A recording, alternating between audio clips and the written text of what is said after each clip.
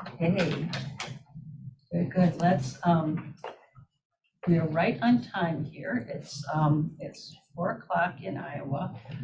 We saw that Peter was out there in the ether net somewhere, and were you able to bring him down to earth? Okay, good. And you let him speak, right? Okay.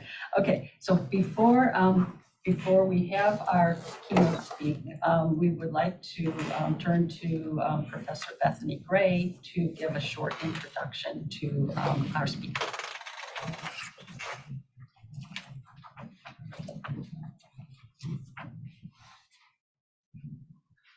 Okay, welcome everyone. Carol also gave me a time limit, so don't worry, it won't be that long. Okay, I am pleased to introduce our opening plenary for the 2023 TSLL conference. The opening plenary will be delivered by Dr. Peter Crosthwaite, who is joining us virtually from the University of Queensland in Brisbane, Australia.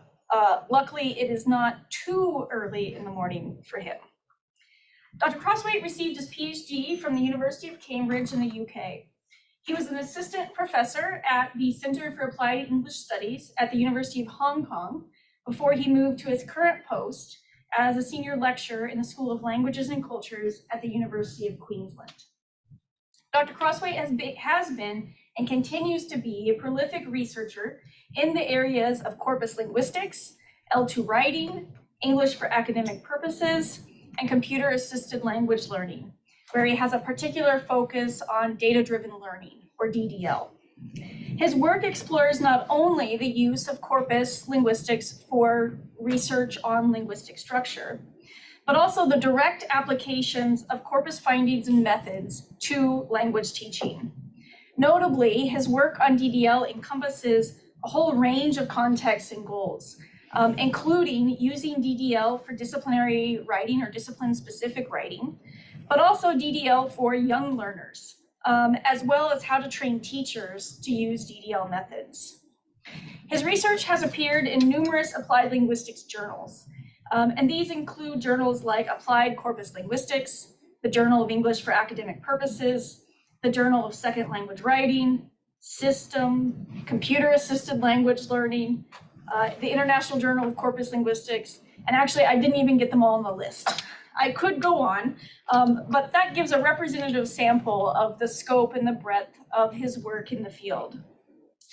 He has published, authored and edited monographs with John Benjamins and Routledge, and he serves as the associate editor for the Journal of English for Academic Purposes. Most recently, Dr. Crosthwaite has begun to consider the relationships between and the implications of AI-assisted technologies and language teaching. And that is the topic that he'll be talking with us about today. While I've been familiar with Dr. Crosthwaite's research for quite some time and have been reading his research for a while, I first met Peter last March at AAAL in Portland. And I immensely enjoyed getting to know him, learning about his work at the University of Queensland and the supervision and teaching that he does there, and hearing about his family's life in Brisbane, while we explored several of Portland's dining establishments. Now, I can attest that we can trust him because he has good taste in food, so we can believe him. So while I regret that he's not here in person, here in Ames, to enjoy our culinary delights, I'm looking forward to his virtual plenary today, titled Generative AI and the End of Corpus-Assisted Data-Driven Learning, Not So Fast. Please join me in welcoming Dr. Peter Crosthwaite.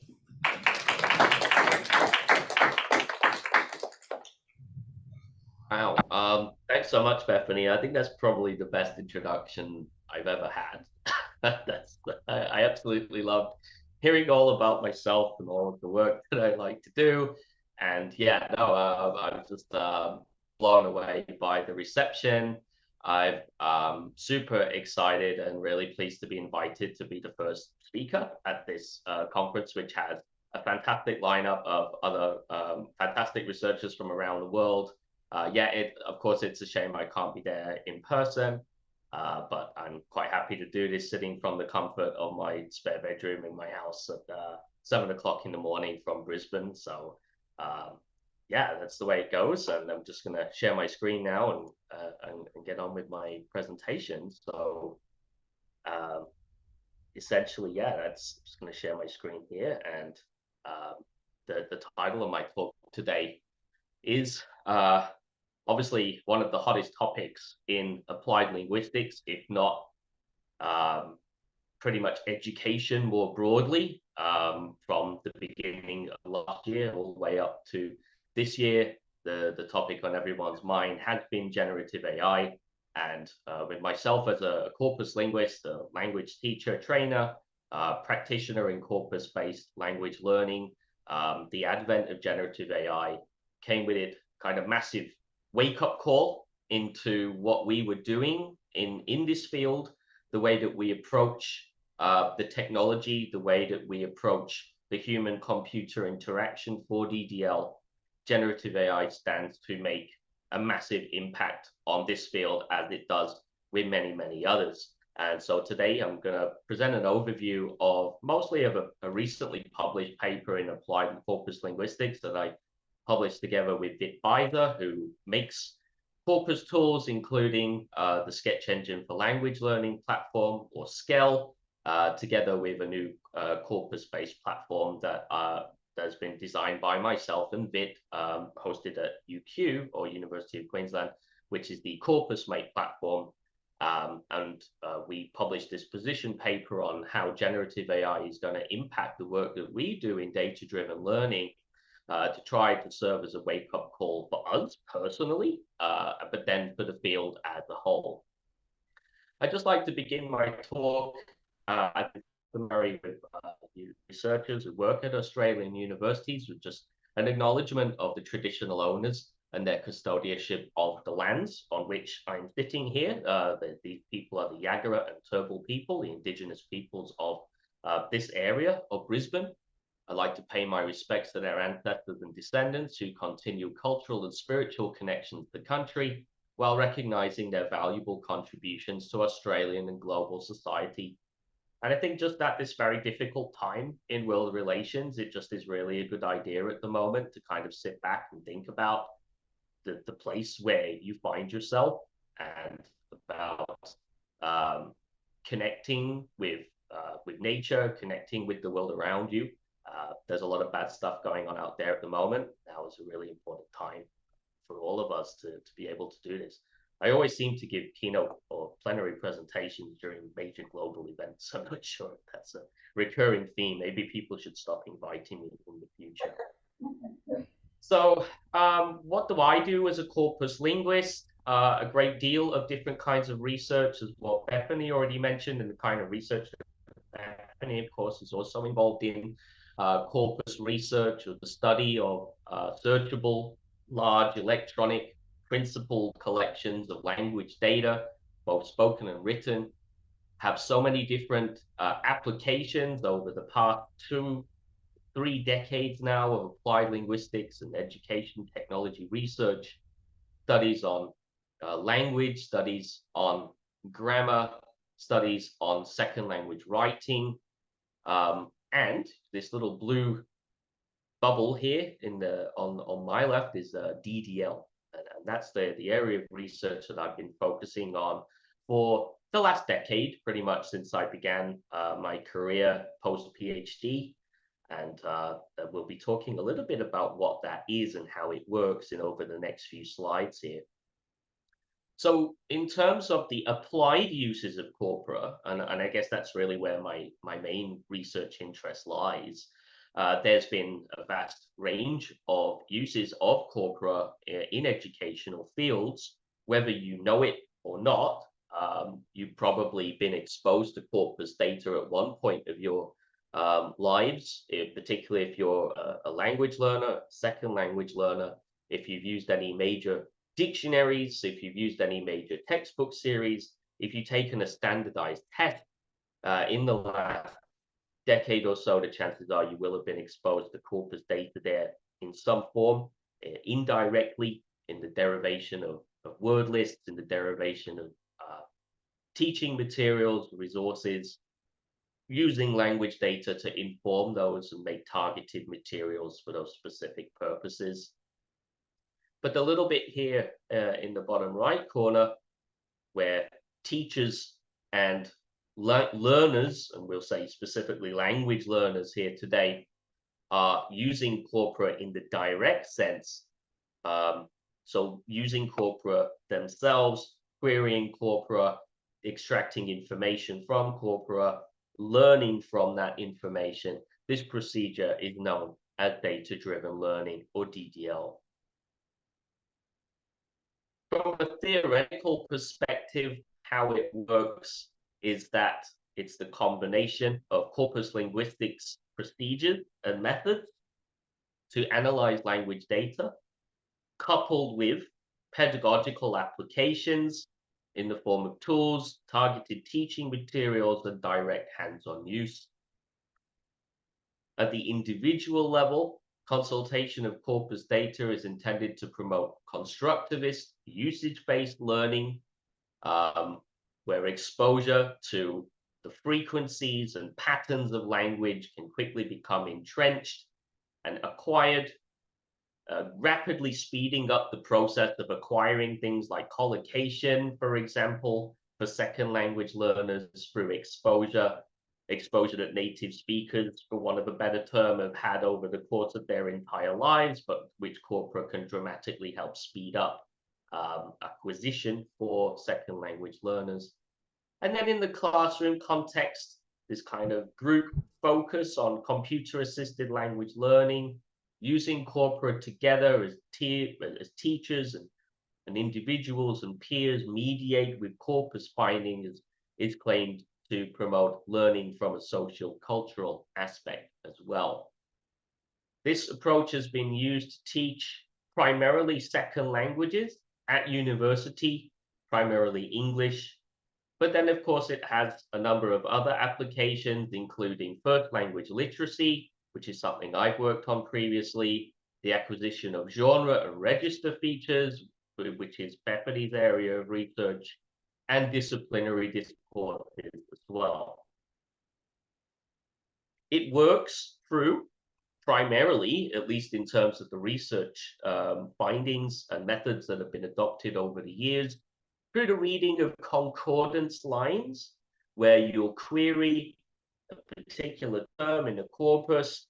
You will then be exposed to many examples of that word in context.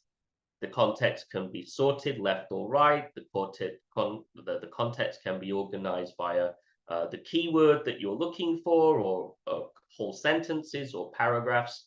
And the claim is that exposure to these sentences and seeing which words occur before or after, which words occur together with your target search term, the reading of these lines is intended to help language acquisition.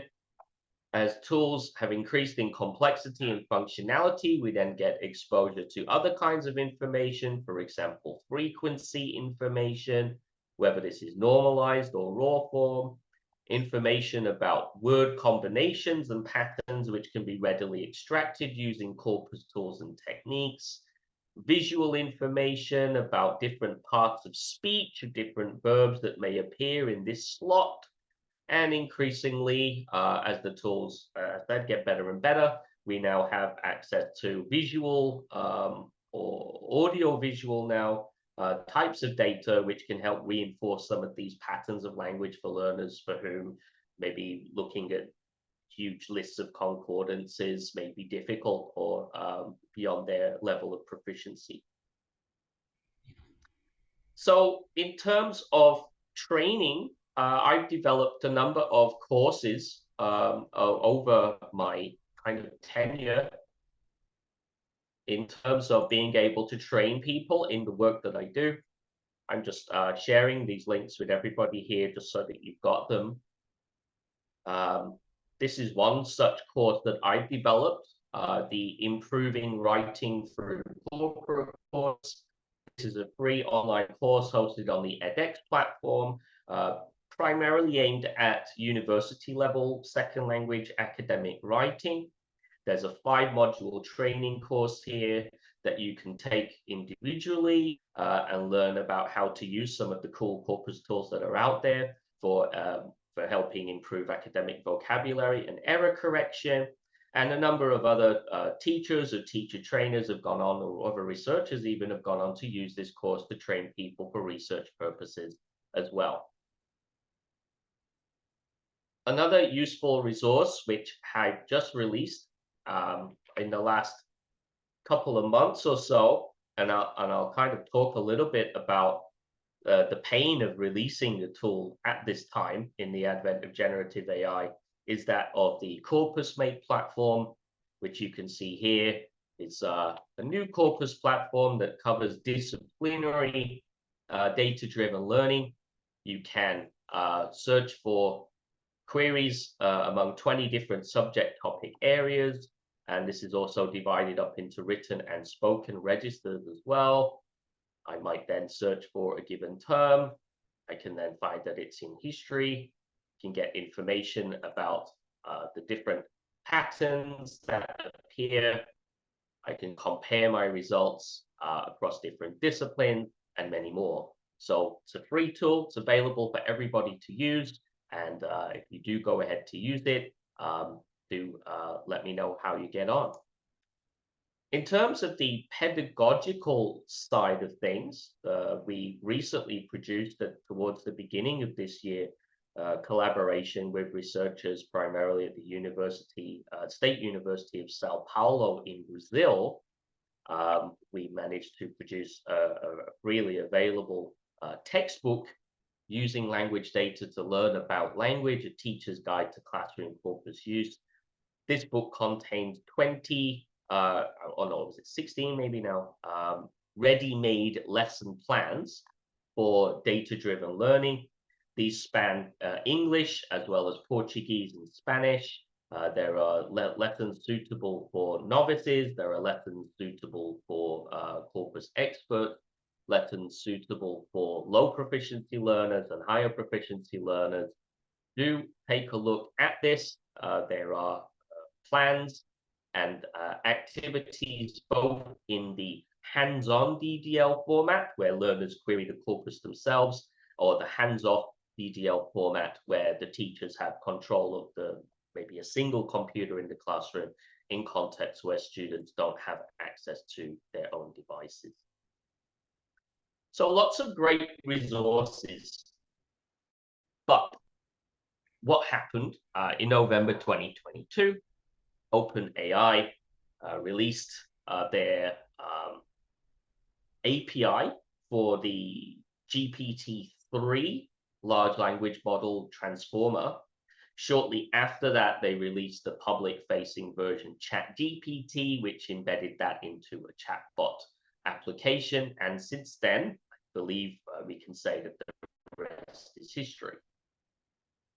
What is a major issue for myself and as a corpus linguist and someone who's been trying to promote data-driven learning in schools for many years now is that despite all the hard work that we've put in, all of a sudden along comes ChatGPT and threatens to overshadow the work that I've been doing and myself and many others have been doing for a number of years. But what is interesting, though, is that, and I've thought about this carefully recently, is that what this does is it also helps to put applied linguistics back into the spotlight. As applied linguists, it can be difficult sometimes to explain to others what we do. It can become difficult to explain to your neighbor or to your mother what it is that you actually do as a corpus linguist, as a researcher, as a data-driven learning educator. But now if you mention language data, large language models, ChatGPT, suddenly everybody goes, I know what you're talking about. We're back in a way. However, if we do not take certain steps to acknowledge the massive influence that our large language models and ChatGPT are going to have, we may run the risk of being left behind. And as corpus linguists, we all need to take steps to overcome numerous issues that have plagued our field now for some time. These issues include, primarily, if you've ever done any kind of data-driven learning research with non-tertiary level language learners who are generally quite clued in onto using technology to help them perform various language learning tasks. But if you've ever worked with teachers, non-language teachers, secondary age students, primary age students, you know that corpus tools can be tricky. And then that was even the title of a recent paper, I think, by a researcher called Robert Poole's Corpus Can Be Tricky, Teachers' Perspectives on Using Corpora in Language Classrooms. And I think that's a great title and kind of summarizes the past 10 years of responses that I've got from people when I try to introduce Corpora to them for the first time. The level of technical knowledge needed to use tools is often quite difficult. Some of the major tools out there, I'm not going to name names today, but if you read the paper that accompanies this talk, they're out there, are not possibly not the most user-friendly. Some of them have been around for decades and have been rarely updated. Some of them have gone through major overhauls of their user interfaces, which maybe have arguably made some of the tools actually less easy to use than they were in the past. Tools like CorpusMate, my own tool, recent updates to AntConc, for example, by Lawrence Anthony have helped to make things easier in that regard, but it's still not plain sailing. Some other websites need complex login procedures or expensive licenses to users, which is just a giant no-no for the vast majority of people out there. And unsuitable corpus data for the target audiences that you're trying to teach. So, for example, if you're working with younger learners, you'll have issues with profanity or inappropriate topics for certain cultural groups. This is not so much an issue of the corpora themselves, but of the people who are trying to use the corpora inappropriately without thinking about some of the possible implications of having that data be exposed to the target learners. And in the majority of research, an over-reliance on concordances as the primary mode of input and data visualization. This is from a paper published by myself and book chapter, published by myself and Alex Bolton, the editor of the journal Recall, following the Teaching a Language Corpora conference in 2022, which should appear one day eventually. So given these issues, as I mentioned before, we've got a bit of a crisis in data-driven learning, in that if everybody is now quite happy to go on and use generative AI, large language models, ChatGPT, these are still publicly available. They are still, at the point of this presentation, primarily free for use, although the free version as we know it now is not that great. I think they've done something to numerous things to break it over the course of time. But with all of these things in play, does that mean the end of data-driven learning as kind of as a whole viable pedagogical approach? In terms of that corpora provide the data and we do the analysis. Can we now skip that stage, or should we now skip that stage? Is it possible to skip that stage and have generative AI replace the corpus data and also do the job of analyzing that data for us? That's the data that stands for the D in DDL. And I'll come on to the L in DDL later. Going back to that article that I did publish with Alex, this came out before we wrote this before generative AI came out. So generative AI wasn't even on our radar when we published this. But even before that came out, the DDL field was kind of moving, it's kind of going through the motions, doing a lot of repetitive stuff, lots of kind of comparisons of DDL versus so-called traditional pedagogy, whatever that actually means. Lots of research that from different contexts, which is it's adding to the body of literature, but not really telling us anything that we didn't already know. So we claim that the field is kind of moving a little zombie-like towards well-trodden and predictable paths.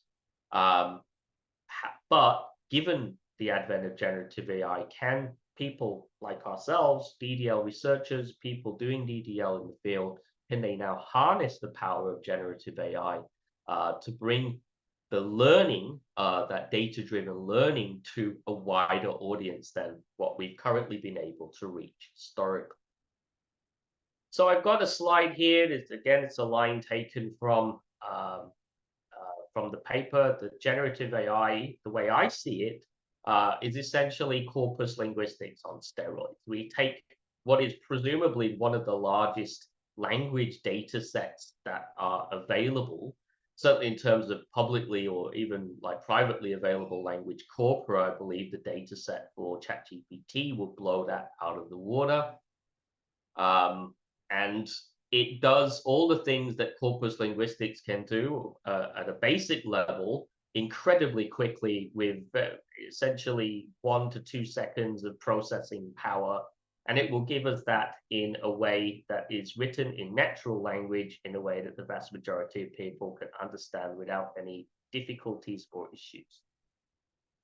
That said, in my position paper, and my position still remains today for the purposes of this talk, we have, or I've identified, a number of areas where corpus linguistics, corpus analysis, data-driven learning are still advantageous over currently available large language models and generative AI applications. And these include knowing the data, authenticity of corpus data, replicability of corpus findings, the safety aspect of working with Corpora over currently available generative AI applications, and the more active approach to learning that we might, or at least we believe to be the case in DDL, over the kind of passive learning that we're seeing students adopt. Some students adopt in certain cases, using generative AI to do all of the work and analysis for them. So I'll go through each of these issues individually. In terms of knowing the data, as the corpus linguist working with Corpora, you should have a very good understanding of the corpus data that you're working with. In most cases, that corpus data is well-defined. Individual files are labeled with associated metadata provided.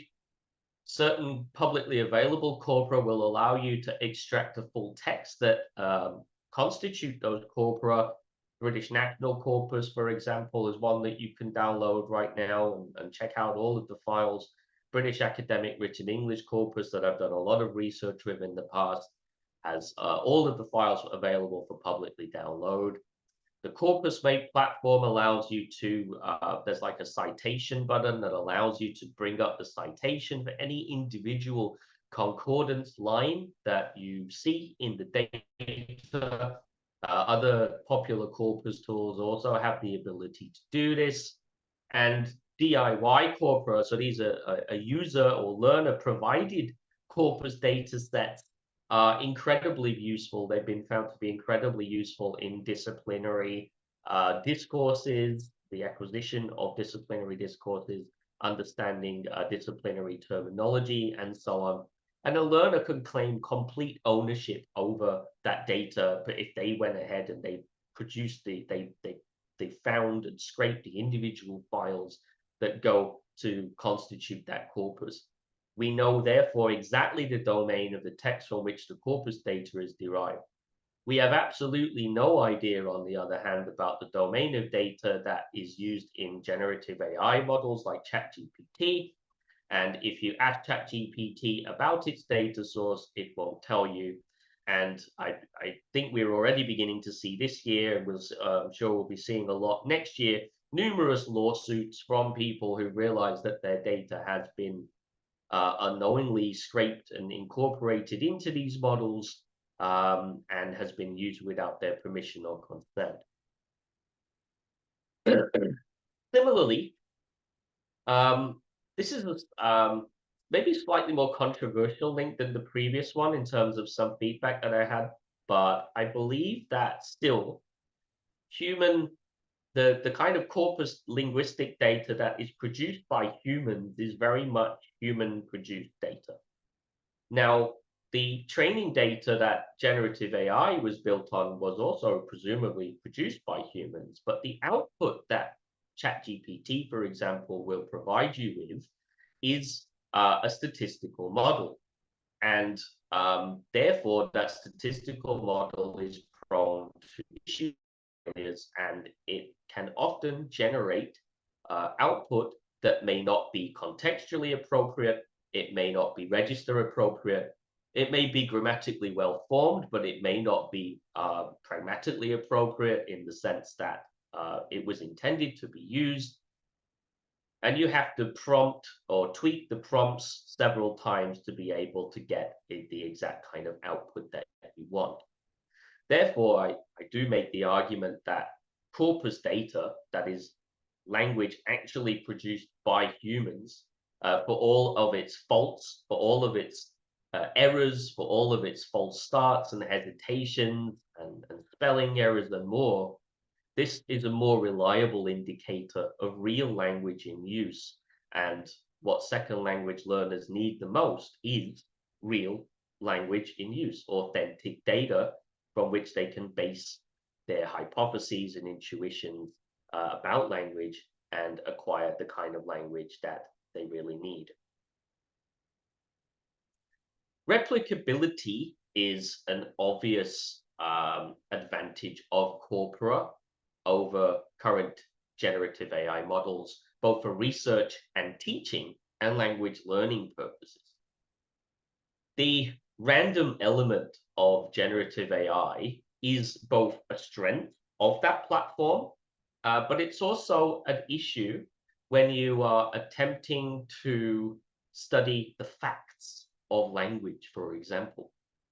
And on a given day, if I want to find out which word, for example, most likely appears with another word within a particular set of corpus data, I can search for that combination and I will get the same answer every single time. Whereas if I go into generative AI, I might get different answers upon every individual query. On another day, ChatGPT may update, and the statistics underlying that procedure may then well have changed. This is a major issue for language teachers. I'm running a sister study at the moment with a master's student of mine here, looking at the provision of written corrective feedback using generative AI, comparing this to human providers. And one thing that we found is that if you give it a fairly detailed prompt about the kind of written corrective feedback that would mostly mirror that humans would provide, so a kind of combination of like direct feedback with some indirect comments, maybe not focused on every single error or issue, generative AI will generally do a fairly good job at doing this. However, if you give it the same text, and you start a new chat and you give it the same prompt, you will end up with an entirely different set of written corrective feedback each and every time. And the student that I'm working with ran 30 different essays, some of which were repeated into ChatGPT, and we've identified at least 7 different types of written corrective feedback that it will produce, all of which are completely different from each other. And there's absolutely no reason for the software to give us these different variations given the prompt that we've specified for it. But if you're using corpus data, this should not be the case. Safety, of course, is a major issue if you're working particularly with pre-tertiary teachers and language learners. DDL, of course, needs to do much more work focusing on pre-tertiary learners. This is pretty much my main area of research over the last 5 years or so. This is, of course, a major issue, but ChatGPT at the moment has even bigger issues, and I'm running quite a large project here in Queensland looking at secondary and primary school teachers using generative AI, not just for language learning, but all kinds of subject content areas at the moment. And given the lack of guidelines and support available around generative AI use at the moment, educational bodies and teachers and principals are even hesitant to allow their staff to use generative AI. There are strict rules around uploading students' work, for example, because it may be considered copyright or intellectual property. Any kind of data is protected by ethical and legal safeguards, sensitive personal data. This is an ongoing issue and one of the biggest barriers at the moment to the widespread adoption of generative AI in educational contexts. However, with corpus tools, most corpus tools don't require you to log in. Most corpus tools are running freely available on the web or with a small download like Encont, for example. Because you know the data, you can maybe curate that data to be safe to work with children. CorpusMate has a profanity filter built into it, for example. People wanting to do DDL with younger learners can stress that corpus consultation is currently a safer option than might be found under generative AI. And I believe at the moment, this is definitely the case. We also know that generative AI hallucinates. I'm not going to cover this in too much detail. It's similar to my previous one about replicability. But essentially in the generative AI, you are a so-called slave to the algorithm. You are stuck with what generative AI gives you. And in particular, also for languages other than English, generative AI tends to translate poorly. It tends to make up things where it's believed. For example, if you ask it to define a word and it gets that word, the definition incorrect, it may then decide to make up a definition for that word, which then can be dangerous for anybody who's attempting to acquire that. So this is something that is particularly bad at the moment in the free version of ChatGPT 3.5. There are big improvements in the paid version, ChatGPT 4 and Code Interpreter, but it is still an issue. And of course, as I mentioned towards the beginning of this talk, that engagement with Corpora is an active process. You have to know what you're looking for. You have to think carefully about the queries that you create. You have to analyze the data that's presented to you in order to come to the conclusions about language that you need to arrive at in order for learning to occur. This is the L in data-driven learning. There's a ton of intention. It's a cognitively demanding task. It requires significant inductive learning processes. At the moment, though, we have very little information about how ChatGPT promotes learning. So I think certainly in the chatbot conversational type approach for second language learners, it is really useful in terms of those interactive patterns of behavior, acquisition of conversational norms, tips, and so on. But in terms of language learning in a similar way that you might expect under DDL, how much of that work is done by the software and how much intention is there on the part of the learner? So is active learning taking place, or is the kind of learning that involving ChatGPT more of the passive nature? And for this, we need much more data and more experiments to be conducted using this kind of software. So at this point of the talk, and as I've already kind of acknowledged at the beginning of the talk, DDL has not, for better or worse, reached mainstream levels of acknowledgement and acceptance. Generative AI is out there. Everyone knows it. Everyone's talking about it. DDL researchers, we know, we are aware of, and we acknowledge some of the issues with corpus data and corpus tools. So when generative AI came out, I got to thinking, okay, well, how can this help us rather than trying to fight it? What are ways that we can use this technology to help overcome some of the issues that we typically face in a data-driven learning situation. And I'll go through each of these now in turn. Obviously, everybody and your grandmother can probably use ChatGPT to have a general conversation and ask it basic questions. This is because generative AI allows us to use natural language inputs and receive generated natural language output. And this doesn't sound like much, but it's absolutely massive when you compare this to corpus consultation, where if you try to type in a question or a sentence into a concordancer, you're not going to get any results.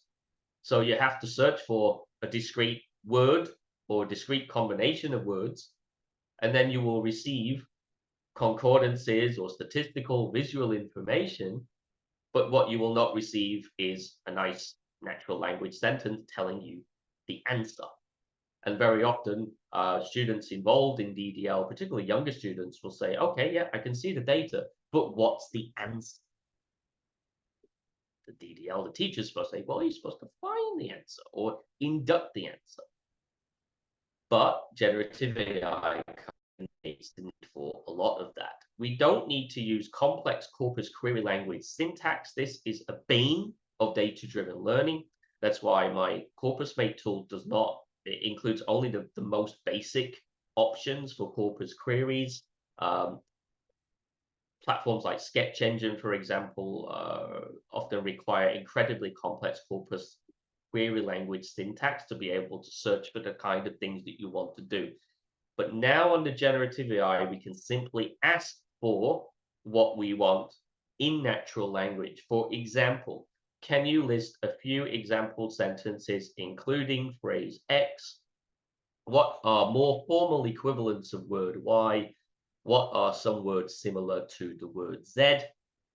This not only increases the usability of generative AI, but also reduces the degree of metalinguistic knowledge from the user to be able to successfully query the language data. Then, of course, it's a no-brainer that generative AI, the chatbot kind of function, is very simple. It's most similar to the way that most people currently get data online and through technology, i.e. in a Google-like interface. The vast majority of complaints of corporate tools and DDL is related to the complexity of these interfaces. So interacting with generative AI, on the other hand, could not be easier. And that is why it has taken off quite as much as it has. For me, it's one of the main reasons. It's just like, it's another kind of Google, but this time you can interact with it. It gives you everything that you need in a natural language format, and there are no tricky plugins, there are no tricky drop downs, there are no corpus query language. It just works. So you can, however, do concordancing still in generative AI. We had a great paper published by Lin this year in Applied Corpus Linguistics, which is a relatively new journal that looks at the applied uses of Corpora, but they ran a special series of short kind of discussion papers recently on integrating generative AI and the impact of generative AI on Corpora. This is here, what you can see is a prompt that was generated by Lin for this paper. And the aim is to try to get generative AI to produce keyword in context type searches where you've got your search term, it appears in the middle, and you'll get some context to the left or the right. It's quite a lengthy prompt. You wouldn't expect kind of your average user to be able to generate a prompt of this complexity. But one of the good things about generative AI is that when you see a cool prompt, all you have to do is copy and paste it into the chatbot, and it will work as you expect. Not like R statistics or anything like that, where you have to update your libraries almost every time you use it. This is a screenshot of the results of that prompt taken from ChatGPT. Because I didn't change the word in the prompt, we've got here node You can change the word there, node, to get the thing that you need. This is just a screenshot that I took, but you can see that it works. And also that the concordances that have been selected are actually fairly readable. They are short. And this is really useful for DDL, where often the concordances can be too long, they can be too tricky for the end user. So it's a nice kind of workaround, and using generative AI in this way still then requires a lot of inductive processes in terms of analyzing this data to arrive at the conclusions that you need to arrive at for acquisition to occur. Now, as part of the project with the Queensland school teachers that I talked about previously, and this is where I see, I think 2024 in terms of my main research goal, is to look at the concept of differentiation. I'm not sure if you have this concept in the US or if it has the same name, but here in Australia, differentiation is a key component of primary and secondary education in terms of how teachers in so-called ESL context modify their teaching approaches and teaching materials to suit people for whom English is not the monolingual or dominant language. So one of the things that generative AI does incredibly well is to be able to take a given bit of input text and simplify it and simplify it and simplify it for grammatical structure, vocabulary, until it becomes readily readable. This is something that generative AI is absolutely game-changing for. Corpus data, on the other hand, is very rigid. You can't really change the data that you're working with. So if the data is too high level, you are a little bit out of luck. Large language models have, of course, huge data size and analytical power. This is something that corpus linguistics in small teams of people cannot really hope to match. Therefore, the amount of money and funding that goes into these models is just unbelievable. And as we get onto larger models, for example, GPT-5, the sky really is the limit there. I've got a screenshot here from Lawrence Anthony's recent presentation in terms of how corpus linguists and corpus tools can begin to integrate large language models into what they're doing.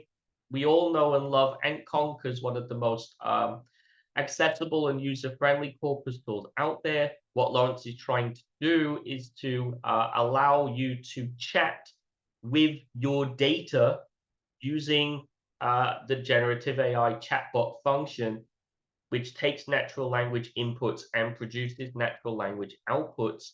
And the screenshot here, I think, is going to really fundamentally change the way that we all do data-driven learning over the next few years. Not only that, but one of the main issues with data-driven learning is tracking the learning, tracking the data as well, tracking the searches, tracking the queries. I've done research prior on this using kind of bespoke systems, but the vast majority of corpus platforms and even my own corpus platform don't let you track the user queries. Generative AI applications, particularly ChatGPT, however, save the chats. They save the transcripts of the chat every time. And I believe that these ChatGPT transcripts will become a really important source of data for research methods into this kind of approach. So querying the logs to investigate the interactions between the user and the ChatGPT, and then maybe even seeing or finding evidence of language acquisition within those interactions. And that's absolutely crucial in tracking and logging areas of noticing areas of where language acquisition is happening in real time. We've tried to do this using Corpora, using screen recordings or query logs, but it's actually really difficult and unwieldy to do. And of course, as we all know, once you found something in the language data, you can then translate these to teaching materials instantly through the use of a simple prompt. So you might do that concordancing prompt that we looked at earlier, get your list of concordances with your keyword in, and then we can ask ChatGPT straight away to turn that into a list of multiple choice questions or a drop down or gap fill activity, which it will do in about 5 seconds flat. This then, of course, is absolutely game changing. Teachers in the field who want to use Corpora to develop teaching materials, but worry about the amount of time and investment of resources available. Mizumoto then proposes combining a whole suite of tools, including popular corpus tools like Encode, Scale, Collocate, my own corpus-made platform, together with other sources like Google, dictionaries, and generative AI applications, in order that we use the right tool for the right task. Mizumoto's models, also known as a metacognitive resource use model. This was recently published about 2 or 3 weeks ago, and this approach aims to leverage the strengths of both DDL and generative AI while mitigating their weaknesses. And this is something that I can really get behind. So, realize I'm right at the time here. Just to conclude, the field stands at a crossroads. We could continue doing things the way that we were doing, or we can open up our field. We can open up the D in data-driven learning, and we can open up the L to new generative AI-assisted possibilities. As Mizumoto's model and my own personal take on this have stated, it's not a zero-sum game. It's not the case that DDL has to beat generative AI. It's not the case that generative AI has to take over DDL. For the foreseeable future, and as I pointed out, there are a number of situations where Corpora will continue to be advantageous.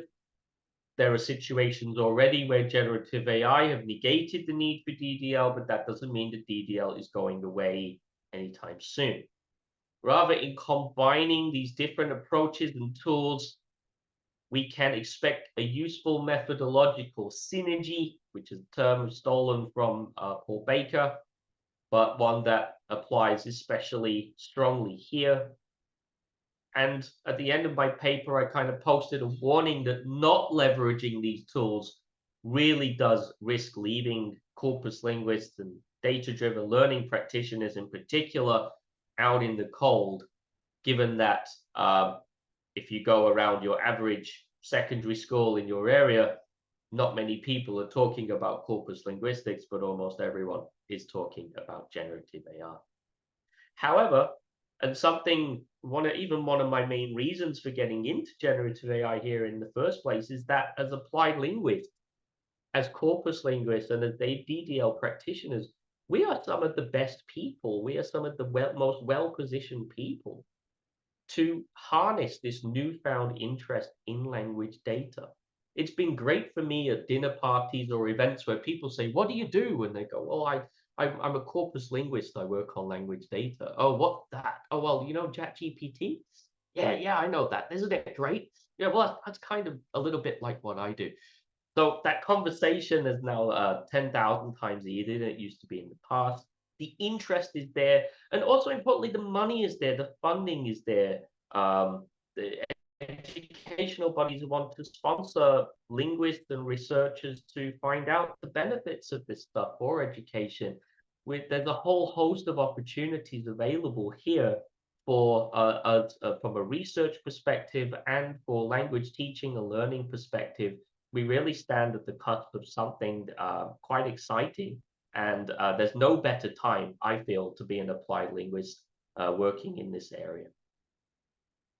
So that's the end of my talk. I believe I've saved a little bit for Q&A. Thanks for listening, and I've sent you the links to my other things. I'll also send across the PowerPoint to the organizers at the end of the talk who can distribute it for anyone who needs it. Thank you.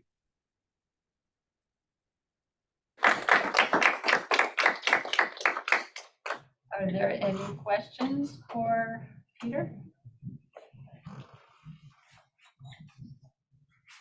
The room is quiet. How about the people There online? is one, the online Q&A, which I'm going to read out. The question asks, "I sometimes feel AI is just autocomplete on steroids. What do you think of this idea, Dr. Peter? It's absolutely, a fantastic question. In a way, if I have permission to steal that, I think I will. I think that's a great way of looking at it. It's of course a really complete simplification of what generative AI does. In that, for example, if you're using the paid version like ChatGPT 4, and if you're using like Code Interpreter, for example, whenever you ask it to do something, you can see that you can click that little show working button. And what you could see it doing is it's actually contacting various natural language processing applications, Python packages, and things like that that we've been using in corpus linguistics for some time. So, for example, like Natural Language Toolkit, for example, which is something that is used by many people for parsing and tagging of English and other languages. This is something that ChatGPT calls upon to do the work that it does. So you've got that text generation aspect, yes, but there are also a lot of typically corpus linguistic methods that go on under the hood that are helping to generate that output for you. So yes, I do like the notion of autocomplete on steroids, but yeah, it's a bit more complicated than that. I guess once you understand some of the other things that are happening aside from that consultation of the language model, that there's its primary function. Thanks. And there's another question in the chat here, which I'll just address. How have you been using ChatGPT in your daily academic work outside of corpus research? Well, writing letters of reference, for example. No, I do edit them, but yeah, geez, if I have to write another one from scratch, like I think yeah, that's so a lot of these basic admin tasks, and I should probably keep this quiet, but like grant applications. Adding like you've got your basic idea and you've got your concept and you've got your literature review, but then like in grant applications they ask you things like, so what are the expected benefits of this research? And you're kind of like, well, I don't know, it's good, like it's just good research. You just struggle to think of what the kind of things that governments, for example, are asking for. So then you ask it, give me some ideas about what some of the potential benefits of this research might be, and then it will spit out things given in that kind of speak, that grant speak that I find very difficult to write. And I think in that way, it's helped enormously in putting ideas together in that respect. So yeah, I guess. And of course, then assessments as well for teaching purposes. One of the main courses that I run at UQ, aside from courses on second language writing and second language acquisition, is academic writing. Academic writing is, of course, hugely impacted by generative AI. So we've had to change our assessments to take that into account. We now give students generative AI produced essays, which they have to critique and modify and improve upon, and talk about how they improved upon them in a video reflection. So that's a useful assessment practice that has come out this semester out of necessity. Okay. Another question from Chris. My own conclusions are DDL is not so appropriate for lower levels, but may provide a shortcut to exposure to very low frequency words, which would take years and years to encounter through extensive reading and listening. And yeah, that's the way that I have always framed it when I'm approaching teachers for the first time. Like I often start DDL workshops with a question, like I'll give them a collocation question. So I'll go, okay, I've got a car. Can I have a fast car or can I have a quick car? And they'll all say fast car. And then I'll put back to them and say, okay, but how do you know that? Like, how do you actually know? And then I'll get some kind of responses that don't really get to the heart of, this kind of implicit knowledge of statistical associations between form, function, variance, and all this, going back into your applied linguistics knowledge. This is for non-applied linguists. But I'll say, imagine you're a second language learner. How do you then acquire that knowledge quickly in a short space of time to get that to the same level of knowledge as a so-called monolingual native speaker of that language? You can speed this up dramatically through exposure to corpus data and this can save up years of exposure through other sources. I'm not saying you shouldn't also be exposed to other sources. You absolutely should, but for some of those crucial vocabulary aspects, grammatical constructions, if you can present these through corpus data, you can dramatically speed up the acquisition process. And there's been a lot of studies out there to show that it does work. Okay, thank you. Are there any more questions in the room here? Yeah, I have one. Thank you for the talk. It's very interesting.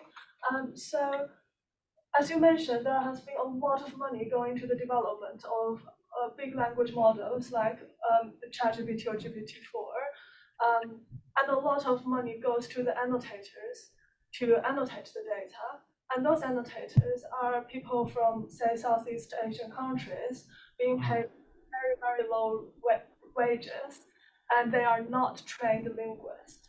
They've been following like very simple rules and instructions to annotate the data. The outcome of this data produces this amazing performing language model. So some people think like, what does it mean? Like, does the linguistic knowledge still matter so much when it's feeding into this kind of data pipeline?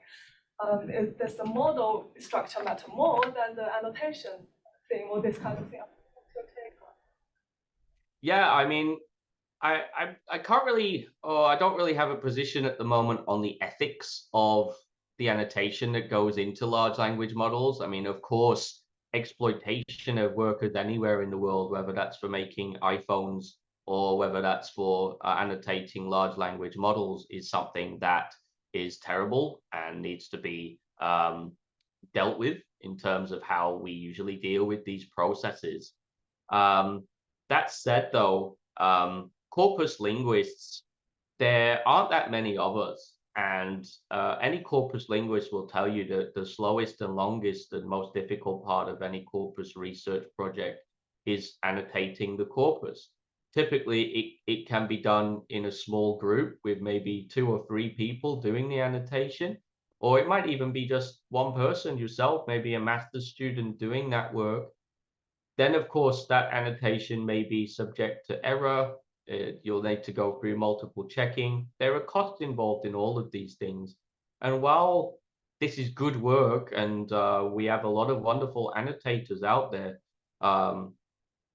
the ability to compete at the scale that OpenAI, for example, are funding annotators in these countries is just not possible given the resources and funding that's available in corpus linguistics and applied linguistics research. So I guess in that respect, my personal take is rather than lament that, rather than worry about that, is to try to harness that and use it for positive purposes. So even if the models were annotated using less than ethical methods, you know, maybe we can still do something good with the software despite that. Great. Thank you very much. I think that we should again thank our speaker. Good. And yeah, and thank you very much. We really appreciate having you here this afternoon and this morning. For our next session, we have the break, and we have some food. If you're interested in having a light dinner, please go right across the hall in 215, and you can eat any place here, or you can go upstairs to the posters, which are in 406 and 412. People online can also go to the posters in 406, go to the posters in the Zoom links that are provided. People who are online, if you want to stay for social, the social break, there'll be a link for you to go to, and you're going to put it in the chat now, okay? So there'll be a link for people online, and that's, of course, Peter, you're certainly welcome to move over to the social room as well. And in the social room, everybody will be able to talk, okay? In the webinar form, we're just limited to the chat, but please step over to the social room if you'd like to visit with other people some more. Okay, everybody, does that take care of us?